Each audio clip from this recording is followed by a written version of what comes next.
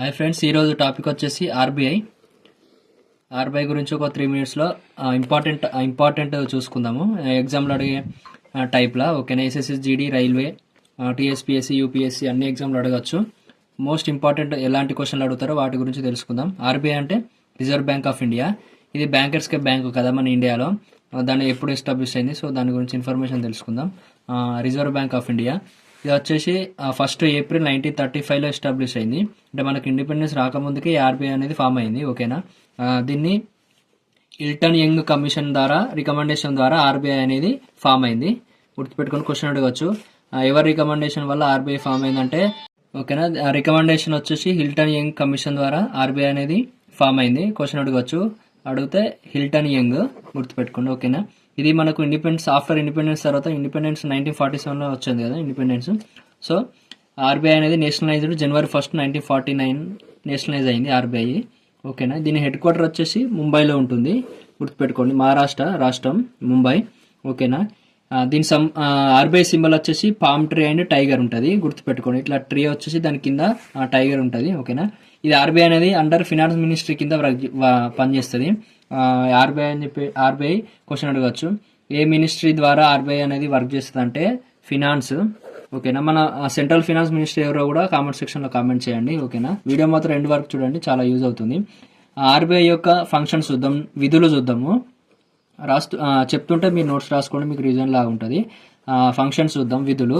Bankers to government అంటే ఏం లేదు friends, maintain the accounts of central government and state government. Bankers to government ఏం లేదు. ఈ ఆర్బీఐ అనేది సెంట్రల్ గవర్నమెంట్ కానీ స్టేట్ గవర్నమెంట్ కానీ వాళ్ళ ఫినాన్స్ అకౌంట్స్ ఉంటాయి కదా, సో వాటిని మెయింటైన్ చేస్తుంది. అలాగే సెంట్రల్ గవర్నమెంట్ కానీ స్టేట్ గవర్నమెంట్ కానీ లోన్స్ ప్రొవైడ్ చేస్తుంది ఓకేనా, స్కీమ్స్కి ఓకేనా. నెక్స్ట్ వచ్చేసి బ్యాంకర్స్ టు బ్యాంకు. ఇది మన దేశంలో ఉన్న బ్యాంక్స్ అన్నిటికీ ఫినాన్షియల్ సపోర్ట్ ఇస్తుంది అండ్ మనీ సప్లై చేస్తుంది ఓకేనా. థర్డ్ వచ్చేసి కంట్రోల్ ఆఫ్ క్రెడిట్. ఇది మనీ సప్లైకి ఉపయోగపడుతుంది. ఇంకోటి కరెన్సీ ఇష్యూర్ అంటే ఏం లేదు ఫ్రెండ్స్, మన నోట్స్ ఉంటాయి కదా, నోట్స్ ప్రింట్ చేస్తుంది. అలాగే కాయిన్స్ని కూడా ప్రింట్ చేస్తుంది ఓకేనా. ఫిఫ్త్ వచ్చేసి కస్టోడియన్ ఫారెన్ ఎక్స్చేంజ్. ఇది మన ఫారెన్ ఎక్స్చేంజ్ మెయింటెనెన్స్ ఉంటుంది కదా, ట్రేడింగ్ ఉంటుంది కదా, దాన్ని కంట్రోల్ చేసుకుంటుంది ఓకేనా. ఇంకోటి మానిటరీ పాలసీ అథారిటీ. ఇది ఎకనామిక్ గ్రోత్కు ఉపయోగపడుతుంది. అలాగే రెగ్యులేటరీ ఆఫ్ బ్యాంకింగ్ సిస్టమ్. ఈ మానిటరీ పాలసీ అథారిటీ అనేది చాలా ఇంపార్టెంట్, చాలా ఎగ్జామ్లు అడిగారు. ఎకనామిక్ గ్రోత్కు చాలా యూజ్ అవుతుంది. దేనికి యూజ్ అవుతుంది అని అడగచ్చు. Monetary policy authority economic growth and sustainability గుర్తుపెట్టుకోండి. సరే, మన ఫస్ట్ ఆర్బీఐ గవర్నర్ వచ్చేసి స్మిత్ గుర్తుపెట్టుకోండి. అంటే బిఫోర్ 1947 మనకు ఇండిపెండెన్స్ రాలేదు కదా, సో ఫస్ట్ గవర్నర్ వచ్చేసి అబ్సర్ స్మిత్ గుర్తుపెట్టుకోండి. ఆఫ్టర్ ఇండిపెండెన్స్ 1947 తర్వాత మన గవర్నర్ వచ్చేసి ఆర్బీఐ గవర్నర్ వచ్చేసి సిడి దేశ్ముఖ్ గుర్తుపెట్టుకోండి. Who is the first governor of after independence అంటే సిడి దేశ్ముఖ్, బిఫోర్ ఇండిపెండెన్స్ అంటే స్మిత్ గుర్తుపెట్టుకోండి ఓకేనా. మన ఆర్బీఐ గవర్నర్గా పనిచేసి మొట్టమొదటిగా ప్రైమ్ మినిస్టర్ అయిన వ్యక్తి మన్మోహన్ సింగ్ గుర్తుపెట్టుకోండి. 2014 వరకు ఈయన పిఎంగా వర్క్ చేశారు. ఐఎన్సీ పార్టీ గుర్తుపెట్టుకోండి. ఐఎన్సీ ఫుల్ ఫామ్ అంటే ఇండియన్ నేషనల్ కాంగ్రెస్ పార్టీ.